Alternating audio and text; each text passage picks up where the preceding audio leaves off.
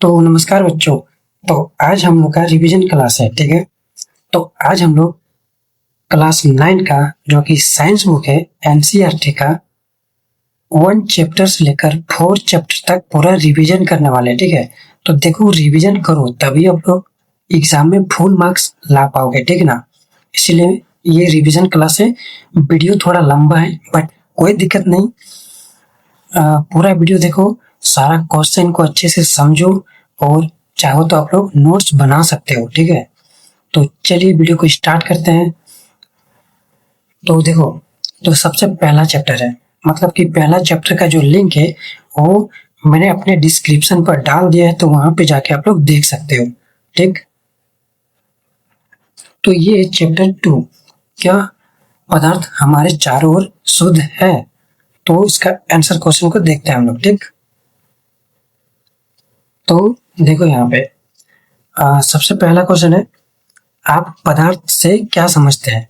तो देखो, इसका उत्तर है पदार्थ वह होता है जिसमें कोई वस्तु बनी होती है, उसमें द्रव्यमान होता है और वह स्थान घेरता है, जैसे पानी, लकड़ी, हवा, नमक, पत्थर, सभी क्या है, पदार्थ है, ठीक। अगला प्रश्न देखते हैं। अगला प्रश्न है हमारा, समांगी और विषमांगी मिश्रणों में अंतर स्पष्ट कीजिए। तो सबसे पहले देखते हैं कि समांगी मिश्रण क्या होता है। तो देखो, ऐसा मिश्रण जिसमें सभी घटक एक समान रूप से मिलते हैं। उदाहरण है नमक में पानी और हवा। तो नमक में पानी कौन सा मिश्रण हुआ, ये समांगी मिश्रण हुआ, ठीक है। आ गया ना समझ में। तो अब देखते हैं विषमांगी मिश्रण। तो देखो, ऐसा मिश्रण जिसमें घटक अलग अलग दिखाई देते हैं, यह समझ गए ना, जैसे कि दूध, मिट्टी, तेल और पानी। तो समझो, अगर हम लोग तेल और पानी को अगर हम लोग एक एक गिलास में, ठीक है, एक गिलास लेना, तेल और पानी मिक्स करना, देखना कि तेल ऊपर में आ जाएगा। तो ये क्या हुआ, ये विषमांगी मिश्रण हुआ, ठीक है। आ गया समझ में। अब हम लोग देखते हैं क्वेश्चन नंबर 3।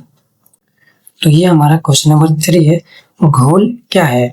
तो जब कोई पदार्थ विलय किसी दूसरे पदार्थ यानी कि विलायक में पूरी तरह घुल जाए और एक जैसा मिश्रण बन जाए तो उसे घोल कहते हैं। उदाहरण चीनी घुला पानी। तो चीनी में जो पानी घुल जाता है उसको क्या कहते हैं, घोल कहते हैं, ठीक है। क्या कहते हैं, घोल। तो यही हमारा क्या है, घोल है, ठीक है। अगला प्रश्न को हम लोग देखेंगे, लेट नहीं करेंगे, फटाफट रिवीजन क्लास है तो ज्यादा समझाऊंगा नहीं, बस बताऊंगा। तो देखो, अगला प्रश्न है, अगला प्रश्न है, निम्नलिखित को उदाहरण सहित समझाइए, संतृप्त विलयन और शुद्ध विलयन। तो सबसे पहले देखते हैं संतृप्त विलयन। तो देखो, वह विलयन जिसमें अब और विलय नहीं घुल सकता। जैसे उदाहरण में, जब पानी में बहुत सारा नमक डाल दिया जाए और वह अब नहीं घुल सकता है तो उसे क्या कहते हैं, संतृप्त विलयन कहते हैं, ठीक है। आगे समझ में। देखो, अगला है शुद्ध पदार्थ, जिसमें केवल एक ही प्रकार के कण होता है। उदाहरण लोहा, ऑक्सीजन, शुद्ध पानी, ठीक है। तो इसे क्या कहते हैं, शुद्ध पदार्थ कहते हैं, जिसमें एक ही प्रकार का क्या होता है, कण होता है, ठीक है। अगला प्रश्न को देखेंगे, निम्नलिखित पदार्थ को वर्गीकृत कीजिए। तो देखो, पदार्थ है और इधर क्या है, प्रकार है, ठीक है। तो सबसे पहले पदार्थ को देखो, सोडा वाटर। सोडा वाटर क्या है, समांगी मिश्रण है। उसके बाद क्या है, मिट्टी। तो मिट्टी क्या है, विषमांगी मिश्रण है। उसके बाद है दूध। तो दूध क्या है, विषमांगी मिश्रण है, ठीक है। उसके बाद क्या है, रक्त। तो रक्त क्या है, विषमांगी मिश्रण। उसके बाद क्या है, नमक। तो नमक मिला पानी, तो ये क्या है, समांगी मिश्रण। उसके बाद है हवा। तो हवा क्या है, समांगी मिश्रण है, ठीक है। आइए समझ में। अगला प्रश्न देखो, रंगीन तरल शुद्ध है या मिश्रण कैसे पहचानेंगे। तो देखो, अगर उसका रंग उबलने लगा, ठीक है, जैसे उसका रंग उबलने लगता है, नहीं, देखो, अगर उसका रंग उबालने का तापमान और सभी गुण एक जैसे हो तो वह शुद्ध पदार्थ है। आगे समझ में। और उसमें अलग अलग चीजें दिखे या अलग अलग तापमान पर वाष्प हो तो उसे मिश्रण कहते हैं, ठीक है। देखो, अगला प्रश्न है, शुद्ध पदार्थ पहचानिए। तो ठीक है, देखो पहचान, देखो तुम लोग जितना रिवीजन क्लास करोगे उतना बेहतर चांस होगा कि एग्जाम में टॉप कर सको, ठीक है, क्योंकि रिवीजन क्लास इसलिए बनाया जाता है। तो देखो यहाँ पे पदार्थ और शुद्ध यह मिश्रण है, तो खनिज क्या है, ये एक मिश्रण है, ठीक है। पानी क्या है, ये एक शुद्ध पदार्थ है। लोहा क्या है, ये भी शुद्ध पदार्थ है। हाइड्रोक्लोरिक एसिड क्या है, ये भी शुद्ध पदार्थ है, ठीक है। नमक क्या है, शुद्ध पदार्थ है। और मिश्र धातु क्या है, मिश्रण है। लकड़ी कौन सा पदार्थ है, तो ये लकड़ी जो है सो मिश्रण है, ठीक है। और रक्त क्या है, ये भी मिश्रण है। और हवा क्या है, ये भी मिश्रण है, ठीक है फ्रेंड, आ गया समझ में।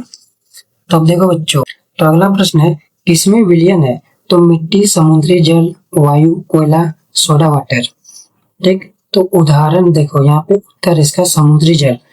तो समुद्री जल में क्या है, विलयन है, ठीक है।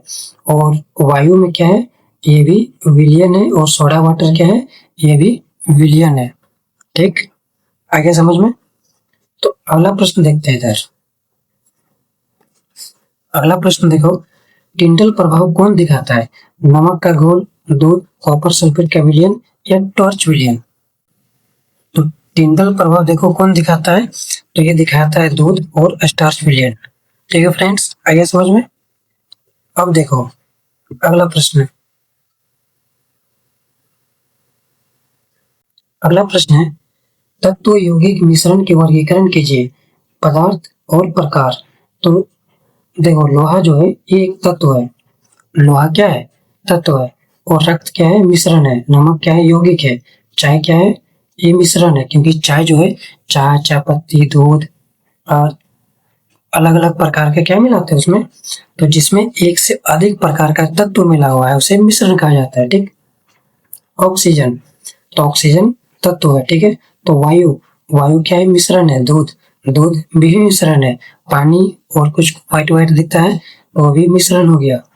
और इधर पानी ये यौगिक है, ठीक है, पानी यौगिक है।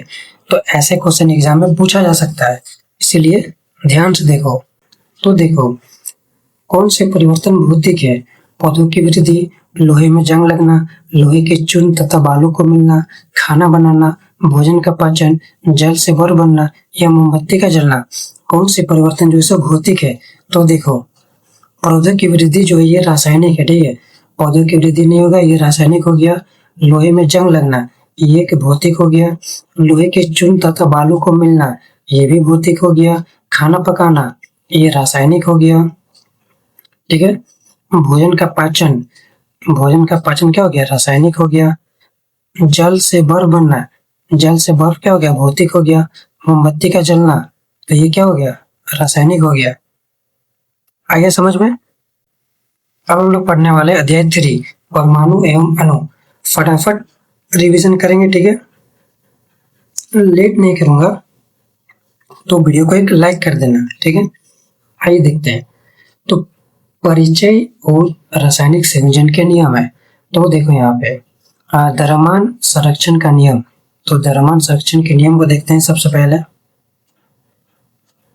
ठीक है फ्रेंड्स, तो एक लाइक कर दीजिएगा। तो देखो किसी भी रासायनिक अभिक्रिया में उत्पादों का कुल द्रव्यमान के बराबर होता है।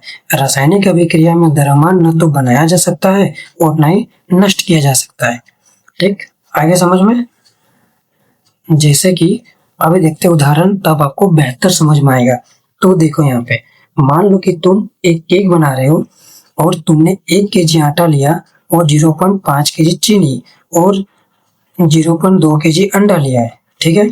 तो कुल कितना वजन होगा, तो कितना वजन होगा सबको जोड़ दो, 1 kg, 0.5 kg और 0.2 kg, टोटल होगा 1.7 kg। तो जब आपका केक बनकर तैयार होगा तो उसका कुल वजन भी लगभग 1.7 kg ही होगा। यही है द्रव्यमान संरक्षण का नियम, ठीक है। बहुत इजी है, बस वीडियो को देखोगे तो पूरा समझ में आ जाएगा। और बीच में अगर छूट के भाग गए तो कुछ भी नहीं समझ में आने वाला है, ठीक। अब देखो स्थिर अनुपात का नियम। तो यहाँ पे देखो किसी शुद्ध रासायनिक यौगिक में तत्व हमेशा द्रव्यमान के निश्चित अनुपात में मौजूद होता है। तो इसका उदाहरण क्या क्या है, अमोनियम जो एक गैस होती है इसमें नाइट्रोजन और हाइड्रोजन का अनुपात हमेशा 14:3 होता है। यह अनुपात कभी नहीं बदलता, कभी भी नहीं बदलता है, ठीक है। तो अब देखते हैं परमाणु। तो परमाणु किसी तत्व का सबसे छोटा कण है जो स्वतंत्र रूप से रह भी सकता है और नहीं भी रह सकता है, लेकिन उस तत्व के सभी रासायनिक गुणधर्म के बरकरार रखता है, ठीक है। परमाणु सबसे छोटा से छोटा सूक्ष्मतम कण होता है जिसमें हम लोग अपनी आंखों से नहीं देख सकते, उसी को क्या कहते हैं, परमाणु कहते हैं, ठीक। आ गया समझ में। अब देखते हैं परमाणु के आकार। तो परमाणु इतने छोटे होते हैं कि हम उन्हें अपनी आंखों से नहीं देख सकते हैं, तो उनका आकार नैनोमीटर में मापा जाता है। क्वेश्चन में आपसे पूछेगा कि परमाणु का आकार किस में मापा जाता है, तो इसका राइट आंसर हो जाएगा नैनोमीटर, ठीक है। तो नैनोमीटर में हम लोग परमाणु को मापते हैं, ठीक है। तो 10 का पावर 9 मीटर होता है, तो 1 नैनोमीटर बराबर कितना मीटर, 10 का पावर -9 मीटर, और 1 मीटर बराबर 10 का पावर 9 मीटर, ठीक है। तो ये चीज याद होना चाहिए। अब देखते हैं आगे। तो परमाणु प्रतीक देखते हैं, ठीक है, जो कि बहुत इंपॉर्टेंट है। तो सबसे पहले देखते हैं डाल्टन की प्रतीक। तो जॉन डाल्टन पहले वैज्ञानिक थे जिन्होंने तत्वों के लिए प्रतीकों का उपयोग किया था, और वे चित्र जैसे कि हाइड्रोजन के लिए एक गोला जिसके बीच में बिंदु, ऑक्सीजन के लिए खाली गोला। जैसे देखो ये क्या है, मान लो कि हाइड्रोजन और उसके बीच में एक गोला छोड़ दिया, तो इसी तरह जो प्रतीक था वो डाल्टन ने दिया था, ठीक। अब देखते हैं बर्जेलियस का प्रस्ताव।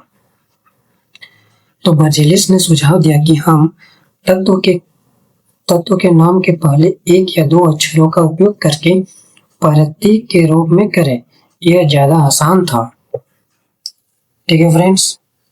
आ गया समझ में। अब देखते हैं प्रतीकों के नियम। तो अब देखो प्रतीकों के जो नियम थे, वो पहला अक्षर हमेशा बड़ा रहेगा और दूसरा अक्षर हमेशा छोटा रहेगा, जैसे कि हाइड्रोजन यानी कि H और एल्यूमिनियम यानी कि Al। तो देखो यहाँ पे जब भी हम लोग एल्यूमिनियम को लिखते हैं तो पहला अक्षर क्या है, बड़ा है, और दूसरा अक्षर क्या है, छोटा है। तो यही क्या किया था बर्जेलियस ने बताया था, ठीक है, कि पहला अक्षर बड़ा रहेगा, दूसरा अक्षर छोटा रहेगा। कोबाल्ट CO, ठीक है, आ गया समझ में। अब देखते हैं हम लोग परमाणु द्रव्यमान। तो एक व्यक्तिगत परमाणु का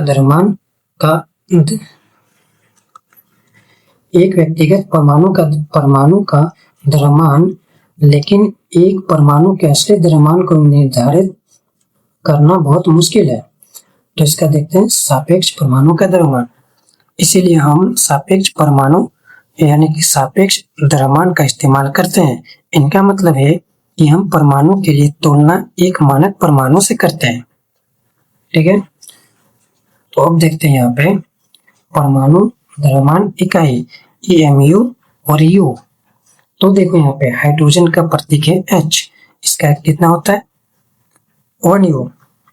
इसका परमाणु द्रव्यमान इकाई कितना है 1 U। U का मतलब होता है यूनिफाइड, ठीक है, U का मतलब होता है यूनिफाइड, याद होना चाहिए। कार्बन का C यानी कि 12 U, नाइट्रोजन का N यानी कि 14 U, ऑक्सीजन का O यानी कि 16 U, सोडियम का Na यानी कि 23 U, मैग्नीशियम का Mg यानी कि 24 U, सल्फर का S यानी कि 32 U, क्लोरीन का Cl यानी कि 35.5 U, कैल्शियम का Ca यानी कि 40 U, ठीक है। अब देखते अणु।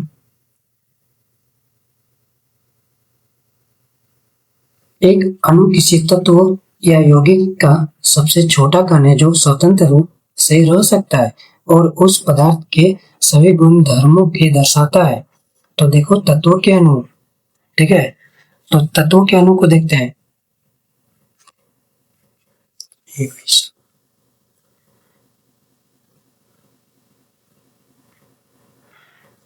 तो तत्वों का अणु है हमारा, ये एक ही प्रकार के परमाणु से बनते हैं।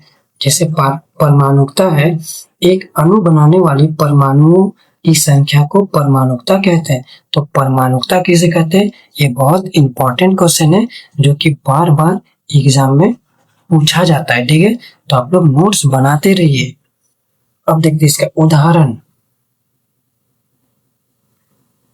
ठीक है, तो इसका उदाहरण है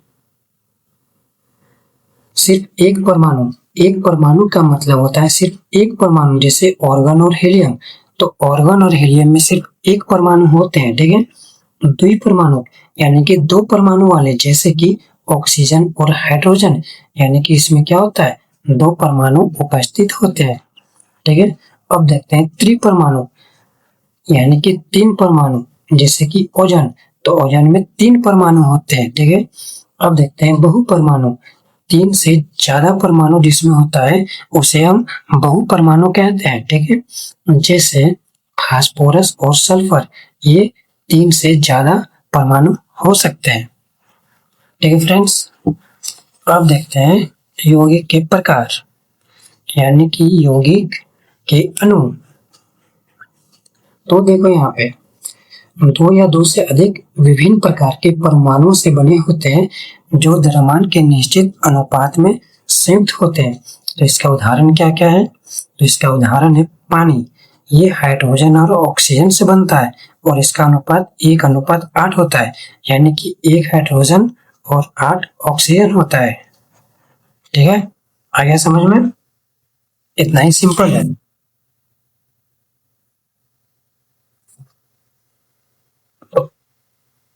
तो अब देखते हैं आयन। तो परमाणु या परमाणु के समूह जिन पर शुद्ध विद्युत आवेश यानी कि धनात्मक या ऋणात्मक होता है उन्हें आयन कहते हैं। ठीक, तो धनायन और एक होता है ऋणायन। ठीक है, तो पहले धनायन को हम लोग देखेंगे, फिर बाद में हम लोग ऋणायन के बारे में जानेंगे। तो अब देखते हैं पहले धनायन। तो ये धनायन आवेशित आयन होते हैं। ये इलेक्ट्रॉनों के अनुसार से बनता है। ठीक है, मतलब कि इलेक्ट्रॉन उसमें छोड़ देता है, उसके नुकसान से बनता है। इसका उदाहरण क्या क्या है? तो इसका उदाहरण देख लेते हैं। तो धनायन का उदाहरण है सोडियम के पास 11 इलेक्ट्रॉन होते हैं। अगर वो एक इलेक्ट्रॉन छोड़ दे तो उसके पास 10 इलेक्ट्रॉन बचेंगे, लेकिन 11 प्रोटॉन होंगे। प्रोटॉन धनात्मक होते हैं और इलेक्ट्रॉन ऋणात्मक होते हैं। ठीक है फ्रेंड्स, आगे समझ में? अब हम देखते हैं ऋणायन। ठीक है, तो ऋणायन जो होता है ये ऋणात्मक आवेशित आयन होते हैं। ये इलेक्ट्रॉन के लाभ से बनते हैं। तो इसका उदाहरण है क्लोरीन के पास मान लो कि 17 इलेक्ट्रॉन होते हैं। अगर वो एक इलेक्ट्रॉन ले ले तो उसके पास 18 इलेक्ट्रॉन हो जाएंगे। ठीक, तो उसके पास कितने इलेक्ट्रॉन हो जाएंगे? 18 इलेक्ट्रॉन होंगे, लेकिन प्रोटॉन अभी भी 17 ही पर रहेंगे। तो उस पर नेट ऋणात्मक चार्ज आ जाता है। ठीक है, अब देखते हैं हम लोग बहुपरमाणु।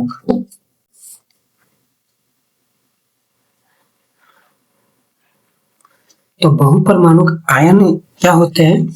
ये परमाणु के समूह होते हैं जिन पर आवेश होता है। जैसे कि उदाहरण, तो उदाहरण है अमोनियम सल्फेट, कार्बोनेट। संयोजकता, किसी तत्व की संयोजन क्षमता की उनकी संयोजकता कहते हैं।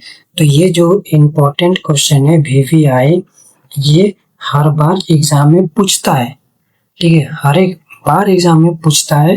तो ये बहुत इम्पोर्टेंट है कि किसी तत्व की संयोजन क्षमता को उनकी संयोजकता कहते हैं। ठीक है, तो ये देखो, अब मैंने यहाँ पे एक सूत्र ले आया हूँ, रासायनिक सूत्र। ठीक है, तो अभी निकालना नहीं सिखाऊंगा, बस ये रिवीजन है। तो यहाँ पे हम लोग जितने भी तत्व दिए उनके प्रतीक को जान लेते हैं, जो कि एग्जाम में अक्सर पूछा जाता है। ठीक, तो हाइड्रोजन का प्रतीक H होता है और परमाणु संख्या इसका 1 होता है और संयोजकता क्या होता है? इसका 1 होता है। उसके बाद है हीलियम। तो हीलियम का होता है He और परमाणु संख्या 2 होता है और संयोजकता 0 होती है। ठीक है, लिथियम। तो लिथियम का प्रतीक होता है Li, परमाणु संख्या 3 और संयोजकता 1। बेरिलियम। तो बेरिलियम का प्रतीक होता है Be, परमाणु संख्या 4 और संयोजन संयोजकता 2, ठीक है। बोरान, तो बोरान का होता है बी, परमाणु संख्या 5 और संयोजकता 3। कार्बन, कार्बन का होता है सी, परमाणु संख्या 6, संयोजकता 4। तो नाइट्रोजन का प्रतीक होता है एन, परमाणु संख्या होता है 7 और संयोजकता होता है 3। ऑक्सीजन का प्रतीक होता है ओ, ऑक्सीजन का परमाणु संख्या होती है 8 और ऑक्सीजन का संयोजकता होती है 2, ठीक है। आ रहा है समझ में, कोई दिक्कत? फ्लोरीन, तो फ्लोरीन का प्रतीक होता है एफ, फ्लोरीन का जो परमाणु संख्या होती है वो होती है 9 और फ्लोरीन का जो संयोजकता होता है वो होता है 1, ठीक। नियोन, तो नियोन का जो प्रतीक होता है वो होता है Na और नियोन का जो परमाणु संख्या होता है वो होता है 10 और उसके बाद नियोन का जो संयोजकता होता है वो होता है 0, ठीक। उसके बाद है सोडियम, तो सोडियम का प्रतीक होता है Na और सोडियम का परमाणु संख्या 11 और सोडियम की संयोजकता 1 होता है। उसके बाद है मैग्नीशियम, तो मैग्नीशियम का जो प्रतीक है वो है Mg और मैग्नीशियम का जो परमाणु संख्या है वो है 12 और मैग्नीशियम की संयोजकता होती है 2। एल्यूमिनियम, तो एल्यूमिनियम का जो प्रतीक है वो है Al, एल्यूमिनियम का जो परमाणु संख्या है वो है 13 और एल्यूमिनियम का जो संयोजन होता है वो होता है 3, ठीक है। उसके बाद है सिलिकॉन, तो सिलिकॉन का जो प्रतीक होता है वो होता है Si और सिलिकॉन का जो परमाणु संख्या होता है वो होता है 14 और सिलिकॉन का जो संयोजन होता है वो होता है 4। फास्फोरस, तो फास्फोरस का जो प्रतीक होता है वो होता है P, फास्फोरस का जो परमाणु संख्या होता है वो होता है 15 और परमाणु का जो संयोजन होता है वो होता है 3.5, ठीक है। तो अब देखते हैं आगे सल्फर, ठीक है। तो सल्फर जो होता है उसका प्रतीक होता है S और परमाणु संख्या होता है 16 और संयोजकता होती है 2, ठीक है। क्लोरीन, तो क्लोरीन का जो प्रतीक है वो होता है Cl, क्लोरीन का जो परमाणु संख्या है वो होता है 17 और क्लोरीन का जो संयोजकता होती है वो होती है 1, ठीक है। आगे समझ में। उसके बाद है ऑर्गन, तो ऑर्गन का जो प्रतीक है वो होता है Ar, उसके बाद ऑर्गन का जो परमाणु संख्या है वो होती है 18 और ऑर्गन का जो संयोजकता वो होता है 0। आगे समझ में। चैप्टर 4, ठीक है, क्लास 9 चैप्टर 4 परमाणु की संरचना, ठीक। बहुत बारीकी से समझेंगे तो ज्यादा टेंशन वाली कोई बात नहीं है, आराम से देखो वीडियो।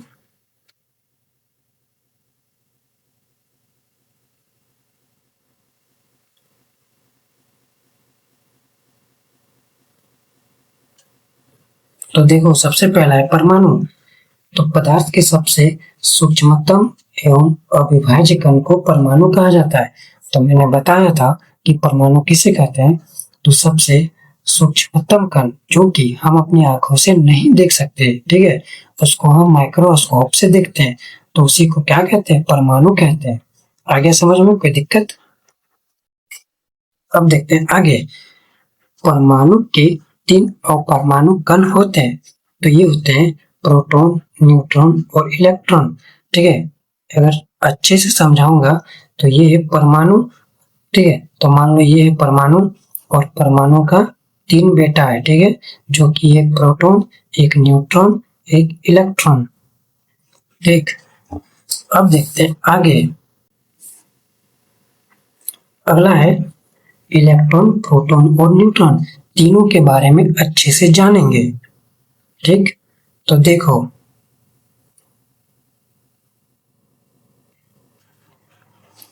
सबसे पहले जानेंगे इलेक्ट्रॉन। तो इलेक्ट्रॉन का जो खोज किया है वो किया है जे थॉमसन ने, ठीक है। और इलेक्ट्रॉन का जो आवेश है वो होता है इलेक्ट्रॉन ऋणात्मक होता है, ठीक है। तो इलेक्ट्रॉन कैसा होता है, ऋणात्मक होता है। और परमाणु में उपस्थित होता है कि नहीं, तो यह नाभिक के चारों ओर घूमता है। इलेक्ट्रॉन जो होता है वो नाभिक के चारों ओर घूमता है, ठीक है। और इलेक्ट्रॉन का जो द्रव्यमान है एक इलेक्ट्रॉन का द्रव्यमान हाइड्रोजन के एक परमाणु के द्रव्यमान का 1840वां भाग होता है। ठीक है फ्रेंड्स, आगे समझ में। अब देखते हैं प्रतीक। तो प्रतीक जो है इलेक्ट्रॉन का ई होता है। ठीक है, प्रतीक क्या होता है? ई। ठीक, कोई दिक्कत? तो अब देखो यहाँ पे अब है प्रोटॉन। तो प्रोटॉन जो है ये खोज किया है गोल्डस्टीन ने। ठीक है, तो प्रोटॉन की खोज किसने किया है? ई गोल्डस्टीन। और प्रोटॉन का आवेश धनात्मक होता है। ठीक है, प्रोटॉन का आवेश कैसा होता है? धनात्मक। और नाभिक में उपस्थित होता है। प्रोटॉन जो होता है वो परमाणु के नाभिक में क्या होता है? उपस्थित होता है। एक प्रोटॉन का द्रव्यमान हाइड्रोजन के एक परमाणु के द्रव्यमान के लगभग बराबर होता है। ठीक है, और इसको हम लोग पी से दर्शाते हैं। किससे? पी से। पी से प्रोटॉन। अब देखते हैं हम लोग न्यूट्रॉन। ठीक, तो देखो न्यूट्रॉन का जो खोज है वो किया था जे चैडविक 1932 में। और ये उदासीन होता है। ठीक है, यानी कि न्यूट्रल होता है, यानी कि उदासीन। अब परमाणु में जो उपस्थित नाभिक में उपस्थित होते हैं। ठीक है, तो न्यूट्रॉन कहाँ पे होता है? तो न्यूट्रॉन नाभिक में उपस्थित होता है, परमाणु के नाभिक में। ठीक है, और न्यूट्रॉन द्रव्यमान जो होता है, एक न्यूट्रॉन का द्रव्यमान हाइड्रोजन के एक परमाणु के द्रव्यमान के लगभग बराबर होता है। और इसको n से दर्शाते हैं। ठीक है फ्रेंड्स, अगला देखो थॉमसन का परमाणु मॉडल। तो थॉमसन का जो परमाणु मॉडल है वो थॉमसन परमाणु की संरचना से संबंधित एक मॉडल दिया जो कि क्रिसमस केक की तरह दिखाई देता था। ठीक है, क्रिसमस केक की तरह क्या करता था? दिखाई देता था। यानी कि थॉमसन ने एक परमाणु मॉडल दिया था, वो दिखने में कैसा था? एक क्रिसमस केक की तरह था। ठीक है, और परमाणु एक धन आवेशित गोला होता है। परमाणु कैसा होता है? धन आवेशित गोला होता है। ठीक है, इलेक्ट्रॉन जो होते हैं वे क्रिसमस केक में लगे सूखे मेवों की तरह धन आवेशित गोले में धंसे होते हैं। ठीक है, अब देखते हैं अगला। तो इस मॉडल की तुलना तरबूज के साथ भी की जा सकती है। तो थॉमसन का जो परमाणु मॉडल है उसकी तुलना हम किसके साथ भी कर सकते हैं? एक तरबूज के साथ भी कर सकते हैं। ठीक है, परमाणु में धन आवेश तरबूज के लाल भाग की तरफ बिखरा होता है और इलेक्ट्रॉन तरबूज के बीच की भांति धंसे होते हैं। ठीक है, कोई दिक्कत? तो अब देखते हैं परमाणु में कुल। तो परमाणु में कुल ऋणात्मक और धनात्मक आवेश बराबर होते हैं, इसीलिए परमाणु विद्युतीय रूप से उदासीन होते हैं। ठीक है, तो परमाणु विद्युतीय रूप से क्या होता है? उदासीन होता है। अब देखते हैं थॉमसन। तो थॉमसन के परमाणु मॉडल की कमियां और सीमाएं क्या क्या थी और हम लोग जानेंगे। तो दूसरे वैज्ञानिकों द्वारा किए गए प्रयोगों को इस मॉडल के द्वारा नहीं समझाया जा सका। ठीक है, इस मॉडल द्वारा न्यूट्रॉन तथा इलेक्ट्रॉन की स्थिति के बारे में नहीं समझाया गया था। ठीक है, न्यूट्रॉन और इलेक्ट्रॉन जो दिया था इस मॉडल को नहीं समझाया पाया। कौन? थॉमसन। ध्यान देना अच्छे से।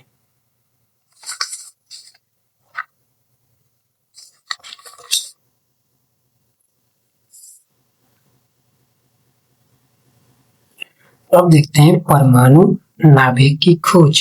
तो रदरफोर्ड के स्वर्ण पत्र प्रयोग। तो परमाणु नाभिक की खोज करने के लिए रदरफोर्ड ने तेज गति से चल रहे अल्फा कणों को सोने की पतली पन्नी से टकराया था। ठीक, और जब उसने यह पाया कि ज्यादातर अल्फा कण सोने की पत्ती से सीधे निकल गए, लेकिन बहुत कम मात्रा में ऐसे अल्फा कण भी थे जो कम या ज्यादा मात्रा में अपने मार्ग से विक्षेपित हुए थे। ठीक है, तो अब देखते हैं रदरफोर्ड के परमाणु प्रयोग के परिणाम। तो तेज गति से चल रहे अधिकतर अल्फा कण सोने की पन्नी से सीधे निकल गए। कुछ अल्फा कण पन्नी के द्वारा बहुत छोटे कण से विक्षेपित हुए। और तीसरा में क्या है कि आश्चर्यचकित रूप से